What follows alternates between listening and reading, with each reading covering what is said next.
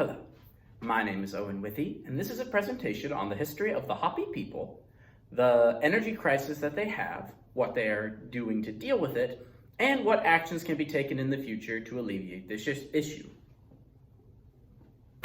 First, a quick summary of the Hopi tribe is in order.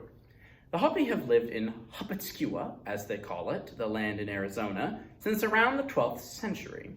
They adapted well to the harsh environment, even developing their own special agricultural techniques called dry farming to grow crops despite the world around them. Their reservation, established by Chester Arthur in 1882, encompasses 1.5 million acres divided into 3 major mesas. Despite not being involved in any conflicts with the Spanish, Mexicans, and later Americans, the Hopi have not been without their share of woes. A large part of this is due to the haphazard nature of the original treaties, which have been reworked several times over the years. The other issue was with the Navajo people and their reservation, whom the Hopi have historically had issues with. It would not be until the 1970s that border disputes between the two tribes were solved, and even then, the matter of traditional lands and habitation in these lands for both tribes has not been fully resolved. Besides the border disputes, the main issue that has been hitting the Hopi in recent years is the closure of a coal power plant in the Navajo reservation. While the closure of this plant has improved the local environment, considering the nature of a coal-fired power plant, it has not been without economic consequences. Both the Navajo and the Hopi benefited greatly from the power plant, and now the Hopi have lost $14 million in yearly revenue due to its closure. Additionally, many people lost their jobs, and the plant was a large producer of energy for the tribes, and its shutdown has resulted in a great loss of reliable power for the Hopi. While the long-term benefits of closing this plant are great, the short-term consequences have been difficult for the tribe. Now, as the objective is to this presentation is to go discuss the energy situation for the Hopi Nation, let us look at a few numbers related to this problem. On Hopi lands, it is estimated that up to 1/3 of all households lack any sort of electricity at all.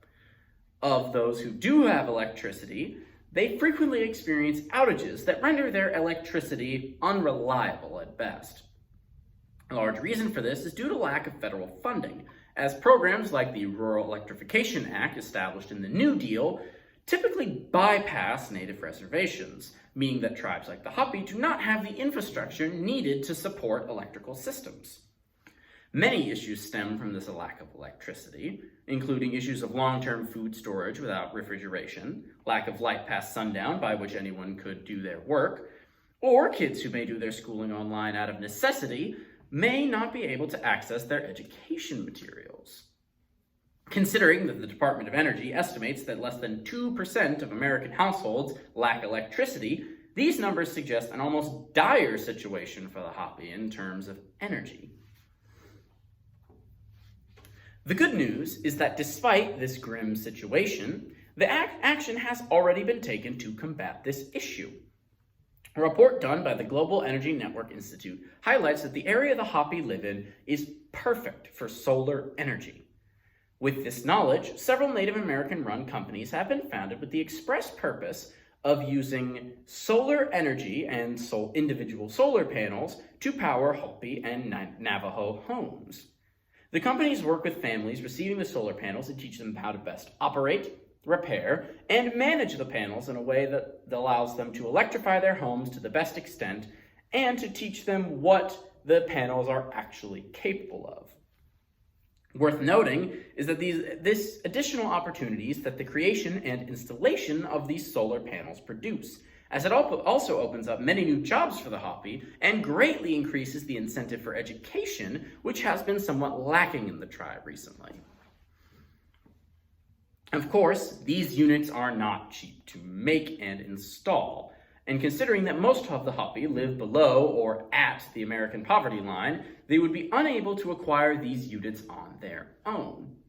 Thankfully, a grant given out under the Biden administration has given rural Native tribes like the Hopi $366 million for electrification projects, which will enable these groups to equip hundreds of homes with these generators at little to no cost for the families who would benefit from them. Of course, while this is all well and good, this plan can and should be expended upon. Solar energy is not the only power source the Hopi could use, as there are a few places on their reservation that could prove effective for wind turbines, and they make up for being less effective by providing an energy source that is not liable to go out in case of cloud cover or storms. While singular solar generator units are excellent for rural, isolated homes, the Hopi Nation could benefit from an increase in infrastructure as a whole. Power lines spread across the reservation would be effective in transporting, storing, and distributing energy for all the Hopi without damaging the environment too much.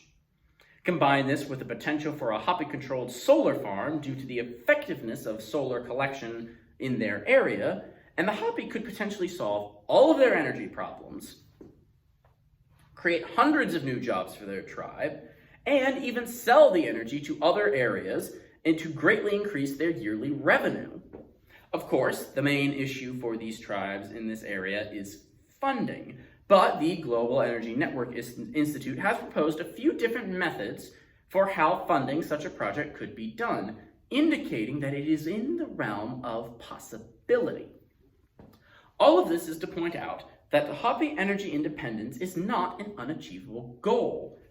As evidenced by all the work that is currently being done, a great deal of support exists for this idea. By securing independence in energy, the Hopi can open doors to yet further areas of independence in the coming decades, but only if there are people within the Hopi Nation willing to step up to the challenge to aid their people.